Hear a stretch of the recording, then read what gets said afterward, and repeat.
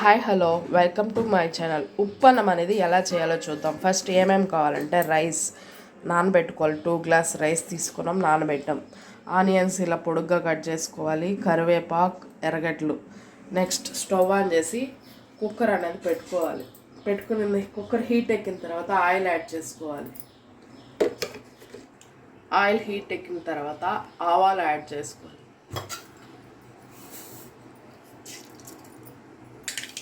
ఆవాలు చిటపట ఆడిన తర్వాత ఎర్రగడ్డ యాడ్ చేసుకొని ఫ్రై చేసుకోవాలి.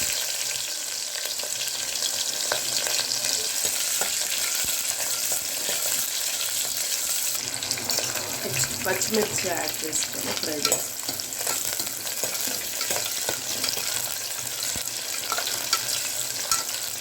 నెక్స్ట్ కరివేపాకు అనేది యాడ్ చేసి ఫ్రై చేసుకోవాలి.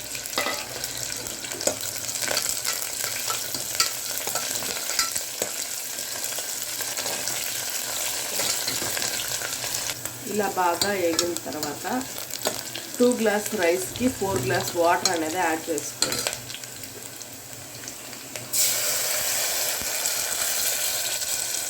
నెక్స్ట్ రాళ్ళుప్పు అనేది యాడ్ చేసుకోవాలి వాటర్ పోసిన తర్వాత. ఇలా ఎసురు బాగా మరిగిన తర్వాత బియ్యం అనేది యాడ్ చేసుకోవాలి.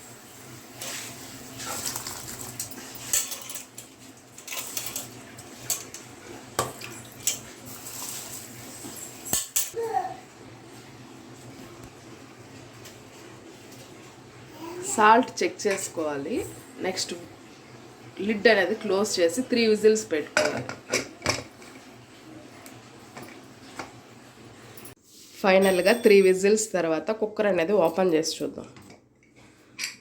ఉప్పన్నం అనేది ఇలా వస్తుంది.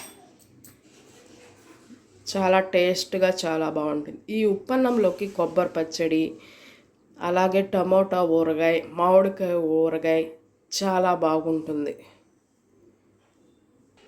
ఫైనల్గా ఇలా చాలా బాగుంటుంది ఉప్పన్నం అనేది. కొబ్బరి పచ్చళ్ళలోకి, టమోటా ఊరగాయలోకి, మామిడికాయ ఊరగాయ. మా వీడియో మీకు నచ్చినట్టయితే ప్లీజ్ లైక్ అండ్ సబ్స్క్రైబ్.